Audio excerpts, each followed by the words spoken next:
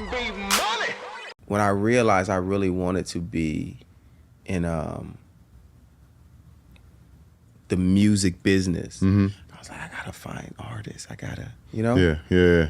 And there's a kid named Love Rance. Yeah. My guy Love Rance. Absolutely. Man. Yeah. He had a big record. And at the time it was bubbling. It was bubbling in the Bay. And it was called Up. I beat the pussy up. Smash. Up. And it was a first listen for me. And the wildest thing is that his brother and I were high school teammates, Montel. And I didn't know that at the time. I didn't know that was his little brother until one day we ran into each other at Deuce's birthday I was having at the bowling alley. Our auntie used to own a bowling alley. Shout out to Diane. Also shout out to Diane because Diane took me and Bobby in. No, she saved his life. Formative years. Yeah, she saved his life. She saved my life. Yeah. I love that lady. We came one day like, Jay, this hood shit's over with, man. Come with us. Come with us. Hey, we're in Diamond Heights, man. Come with us. Yeah. Come with us, man. Come with us, man. Hey, shit's sweet over here. It was really nice. Yeah. The air was different. You know, don't taste different. Like when you first drive to Orange County, you're like, man. look at these streets. Ooh, it was different. Yeah. So, you know, Diane was a lifesaver. Yeah. She was absolutely a lifesaver. So she owned a bowling alley, and I was having Deuce's birthday party. I think he might have been 4 or something. And Montel and his family just happened to be there. And he's talking to me about his little brother and music. And I'm like, okay. Right. You know, niggas talk to me about music. All the time. And he like, nah, bro, he got this record. It's called Up. I'm like, it's called what? Like, Up. I'm like, I beat the pussy, up. He's like, and we talk about this at my son's birthday party. Right. He's like, yeah, that's my little brother. I'm like, hell nah. Like, nigga, that's my little brother. I want to connect y'all, whatever. I'm like, nigga, come on. Connected us. I started co-managing him with Montel. We managed him together. They don't have no deal. They have nothing going on. I'm like, listen, bro. I said, it's big, but there are a couple, you know, people grabbing a record around the country. People just, you know, kind of just taking the record. Nobody really, so it starts to become that thing. I'm like, listen, I'm going to fuck all those up. I'm going to shut every remix down. It was like, how? I was like, we're going to do the R&B version. I said, so I'm going to get Pleasure P on it. That was the first. And I was like, nigga, P, you know, P fresh off of Under, you know what I mean? Yeah. He got Pretty Ricky. So I get P on the record. I leave the last verse open because Rance and I Am Sue, who produced the record, I Am Sue, I left them verses open so they could do their verses. It was going to be me, them, and Pleasure P. Right?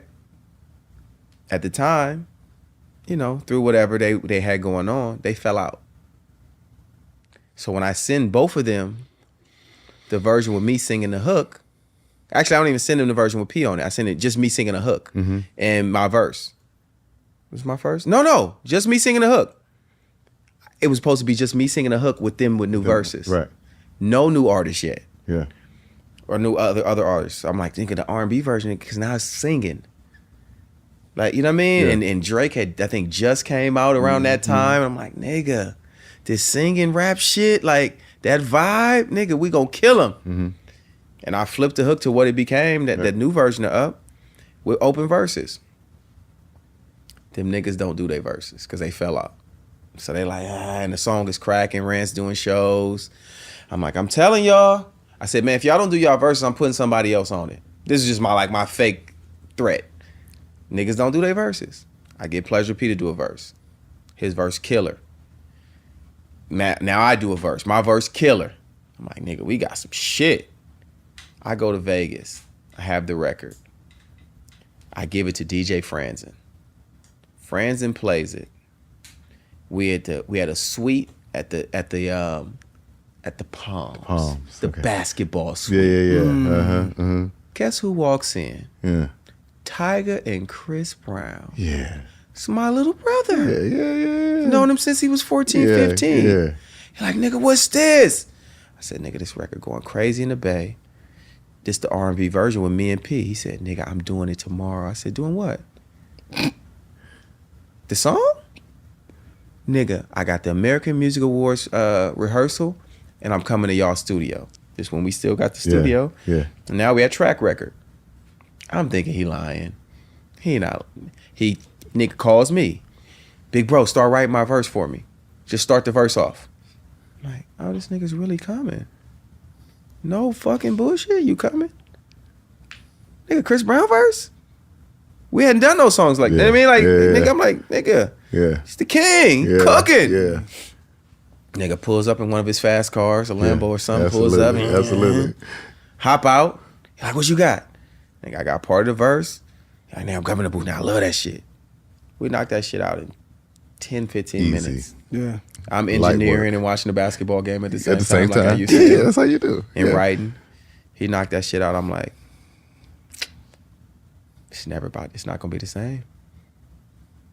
I call both of them niggas. I say, hey bro, Chris Brown just got on the record. They're like, what? Like, Chris Brown just got on the record. We putting it out tomorrow.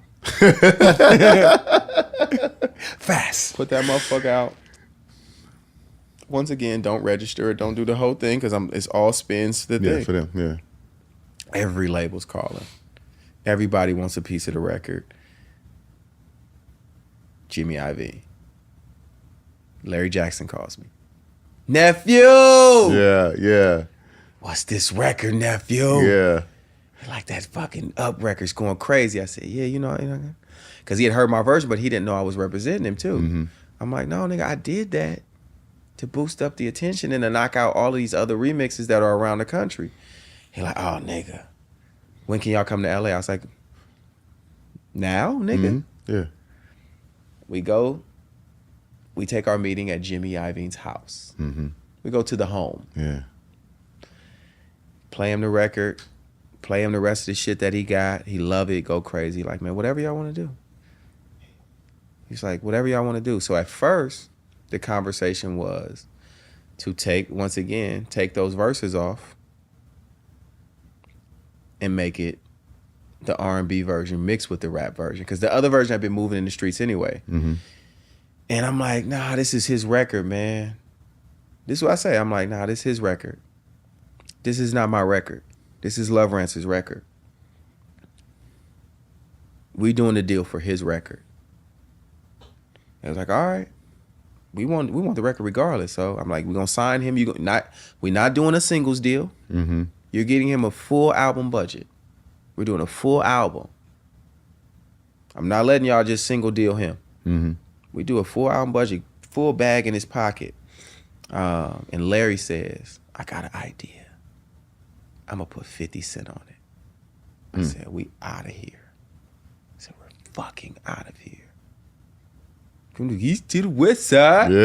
All right. Yeah. I said, oh my God. Yeah. Nigga come to San Francisco. He does the video. He tries to get in a room with the guys to help them put they thing back together, the group, the HBK. It don't work. They don't listen to him. You know. And that was my first stamp into the executive side. Yeah. And after that, I have an in. I'm a consultant at the label, and I'm managing, and I'm doing my whole thing. That that don't fully materialize for him, but it get him a big bag, and he's still making money to this day. And then one night I'm up at like 3 a.m, and these kids pop up on my YouTube because I'm watching World Star Hip Hop, and it's this kid on there talking about his daddy. And you know how they talk in Chicago, my daddy. And I'm like, who the fuck is he talking about? He shot at the police, and he talking crazy. He like, my daddy, Chief Keef. Who the fuck is Chief Keef? So my ass, nigga, I start Googling, I'm start going into shit. I'm typing Chief Keef. Nothing's coming up. Yeah. So now I have to type.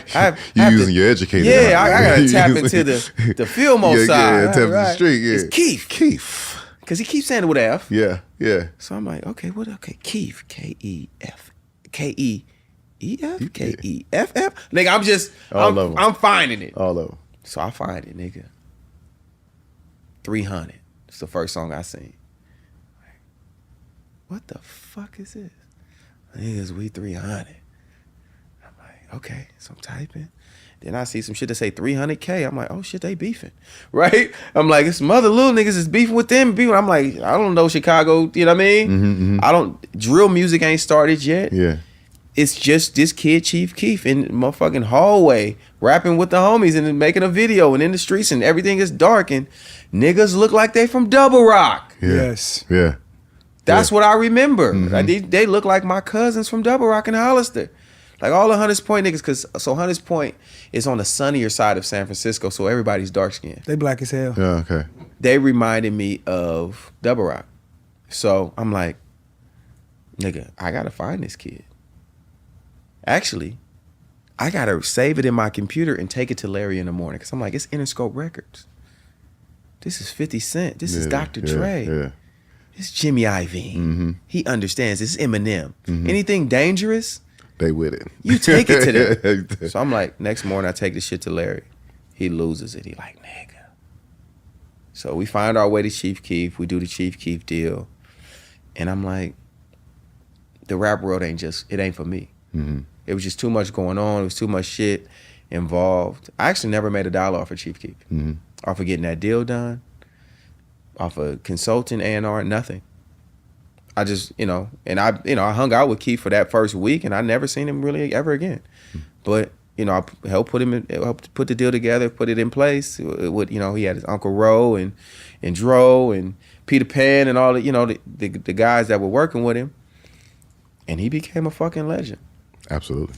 And it was a way for me to, ultimately put some numbers on the board and become, this kind of this best kept secret guy that had my ear to the streets. Because now I got two. Chief Keef, Love Rants, like that shit's cracking. And then I did that big ass record with the remix. Yeah. And then they wanted me to sing and then I said no. R&B Money.